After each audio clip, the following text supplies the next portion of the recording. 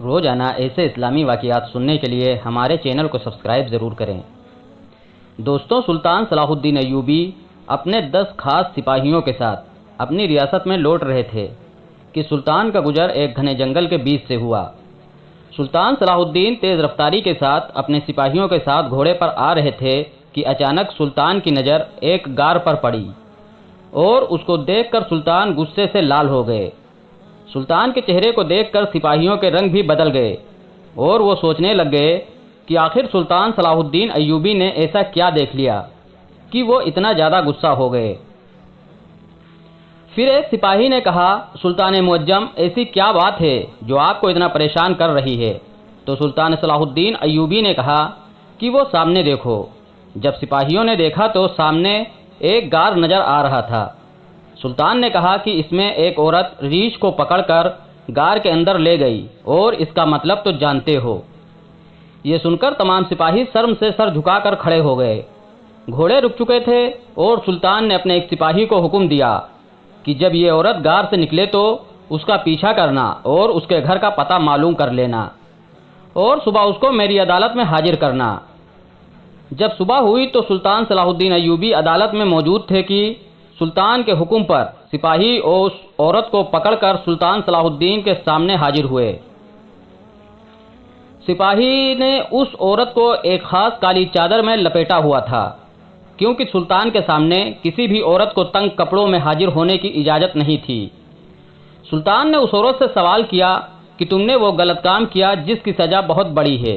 وہ عورت کہنے لگی، اے سلطان معظم، آخر مجھ سے ایسا کیا گناہ سرزد ہوا ہے کہ جس کی اتنی بڑی سزا ہے؟ تو سلطان نے کہا کہ میں سب کچھ اپنی گناہگار آنکھوں سے دیکھ چکا ہوں۔ اب آپ سچ بتاؤ کہ کل غار میں ایک ریچھ کے ساتھ اندر کیا کرنے گئی تھی اور کیوں گئی تھی؟ وہ عورت شرم سے سر جھکائے کھڑی ہو گئی اور سلطان نے کہا کہ اس کا مطلب جان چکا ہوں، لیکن اب بتاؤ کہ اس کے پیچھے حقیقت کیا ہے؟ کیا تم شادی شدہ نہیں یا تمہارا شوہر مر چکا ہے کہ تمہیں ایسی نوبت آ گئی؟ تو عورت رونے لگی اور کہا، سلطان معظم، جس گاؤں کا قاضی بدکار اور غلیظ انسان ہو، اس گاؤں کی عورتیں پھر ایسا کام نہیں تو پھر کیا کریں گی؟ یہ سن کر سلطان صلاح الدین نے اس عورت سے پوچھا، بتاؤ آخر کیا ہوا؟ ایسی کیا بات ہے کہ جس نے تمہیں اتنا بڑا گناہ کرنے پر مجبور کر دیا؟ تو اس عورت نے سلطان صلاح الدین ایوبی کو سارا ماجرا سنایا اور کہا، سلطان معظم، ایک دن میں اور میرا شوہر بازار سے قیمتی سامان لے کر واپس آ رہے تھے۔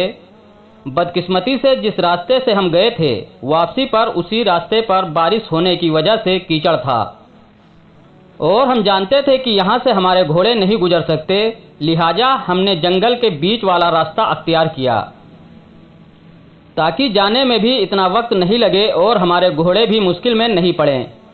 لیکن بدقسمتی سے جب ہم گھنے جنگل کے بیچ میں پہنچے تو چند ڈاکوؤں نے ہم پر حملہ کر دیا اور مزاحمت کرنے پر میرے شوہر کو مار مار کر اس کا برا حال کر دیا، اور اس لڑائی کے دوران ایک ڈاکو کی تلوار میرے شوہر کے نفس پر جا لگی اور وہ نامرد ہو گیا اور وہ بری طرح زخمی بھی ہو گیا۔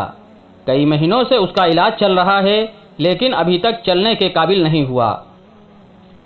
میں انصاف لینے کے لیے قاضی صاحب کے پاس گئی، کیونکہ وہ کوئی عام ڈاکو نہیں ہیں، ہمارے علاقے کے مشہور ترین ڈاکو ہیں۔ انصاف لینے کے لیے اپنا مقدمہ لے کر گئی تو الٹا قاضی صاحب میرے جسم کو بھیڑ کی طرح دیکھنے لگا۔ مجھے معلوم ہو گیا کہ اگر قاضی سے انصاف لینا ہے تو پہلے قاضی کے بستر کو گرم کرنا پڑے گا۔ یہ سن کر سلطان صلاح الدین ایوبی کی نظریں جھک گئیں اور سلطان نے اسی وقت ایک سپاہی کو بھیجا اور کہا کہ اس عورت کے گھر جاؤ اور معلوم کرو کہ واقعی عورت سچ کہہ رہی ہے۔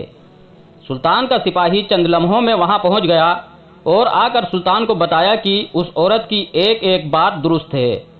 اس کے شوہر کی حالت بہت بری ہو چکی ہے اور شاہی حکیم نے بھی اس کا معائنہ کیا تو بتایا کہ وہ اب بالکل نامرد ہو چکا ہے۔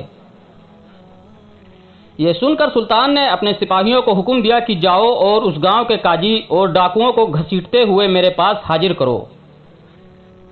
چند گھنٹوں میں سلطان نے دیکھا کہ سپاہی قاضی اور 3 آدمیوں کو گھسیٹتے ہوئے لے کر آ رہے ہیں۔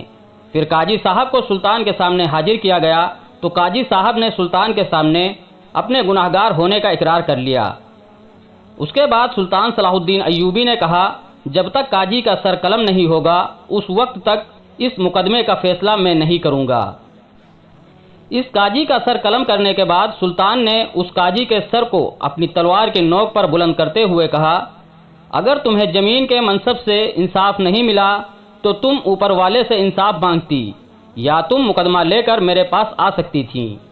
کیا تجھے معلوم نہیں کہ سلطان صلاح الدین کی عدالت سے اللہ کے حکم سے آج تک کوئی بھی حاجت مند بغیر اپنی حاجت پوری کیے نہیں گیا؟ تو اس عورت نے کہا، سلطان میں اکیلی تھی اور مجھ میں اتنی ہمت نہیں بچی تھی کہ میں کسی کے پاس انصاف لینے کے لیے جاؤں، اور آپ جانتے ہیں کہ ایک نوجوان عورت بغیر شوہر کے کیسے رہ سکتی ہے، اور اس لیے میں یہ گناہ سرزد کرنے پر مجبور ہو گئی۔ لیکن اس میں مجھے یہ شرم نہیں کہ میں نے قاضی کا بستر گرم کرنے سے بہتر کہ ایک جانور کے ساتھ اپنی ہوس مٹائی۔ قیامت کے دن میں اپنے اللہ کے سامنے کسی غیر مرد کے ساتھ زنا کرنے کی وجہ سے نہیں پکڑی جاؤں گی۔ یہ سن کر سلطان صلاح الدین ایوبی نے کہا، یہ جرم بھی بہت بڑا جرم ہے۔